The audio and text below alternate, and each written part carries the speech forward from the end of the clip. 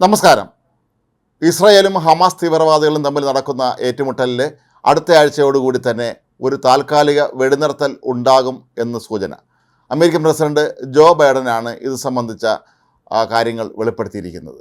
അടുത്ത ആഴ്ചയോടുകൂടി തന്നെ ഇക്കാര്യത്തിൽ ഒരു അന്തിമ തീരുമാനമുണ്ടാകും എന്നാണ് ജോ ബൈഡൻ വ്യക്തമാക്കിയിരിക്കുന്നത്.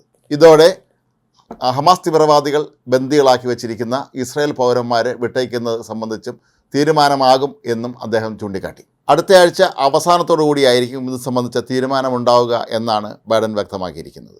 മിക്കവാറും മാർച്ച് 4 ആയിരിക്കാം വെടിനിർത്തൽ തീയതി പ്രഖ്യാപിക്കാനുള്ള ദിവസം എന്നും ജോ ബൈഡൻ സൂചന നൽകിയിട്ടുണ്ട്. ഇത് സംബന്ധിച്ച ചർച്ചകൾ നടക്കുന്നതായി അദ്ദേഹം പറഞ്ഞു എങ്കിലും ഇത് സംബന്ധിച്ച കൂടുതൽ കാര്യങ്ങൾ വെളിപ്പെടുത്താൻ ജോ ബൈഡൻ തയ്യാറായിരുന്നില്ല. റംസാൻ വ്രതനാളുകൾ ആരംഭിക്കുന്നതിന് മുമ്പ് തന്നെ ഇക്കാര്യത്തിലൊരു തീരുമാനമാകാനാണ് അമേരിക്ക നിർദ്ദേശം നൽകിയിട്ടുള്ളത്. ഇത് സംബന്ധിച്ച ചർച്ചകൾ വിവിധ ഭാഗങ്ങളിൽ നടക്കുന്നുണ്ട്.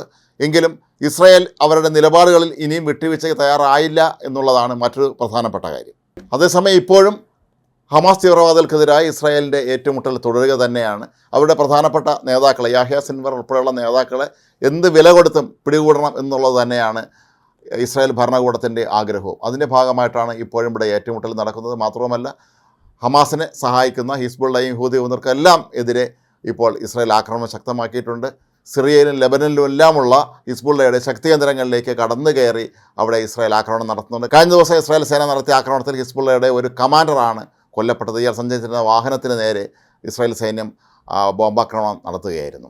പാരീസിൽ നടക്കുന്ന ഇത് സംബന്ധിച്ച, അതായത് വെടിനിർത്തൽ സംബന്ധിച്ച ചർച്ചകളിൽ ധാരണയായത് 40 ബന്ദികളെ, ഹമാസ് തടവിലാക്കിയ ഇസ്രായേലുകാരായ 40 ബന്ദികളെ, അത് സ്ത്രീകളും കുട്ടികളും രോഗികളും പ്രായമായവരും അടക്കമുള്ള ആളുകളെ വിട്ടയക്കണം എന്നുള്ളതാണ്. പക്ഷേ അതിന് പകരം ഇസ്രായേൽ തടവിലുള്ള പാലസ്തീൻ തടവുകാരെയും വിട്ടയക്കണം എന്നുള്ളതാണ് മറ്റൊരു വ്യവസ്ഥ.